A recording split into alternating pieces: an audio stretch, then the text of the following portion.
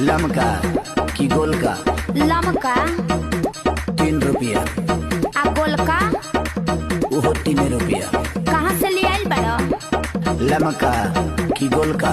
लमका कोड़ार में से। आ गोलका वो कोड़ारे में से। फायदा करी?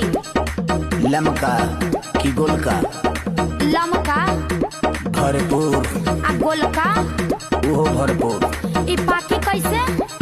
लमका की गोलका? लमका छेदे के परी। आ गोलका वो छेदे के परी। जब दोनों छेदही के पड़ी तो गोलका लमका का कइले बाड़ी? इवर बैगन। डीजे बैगन।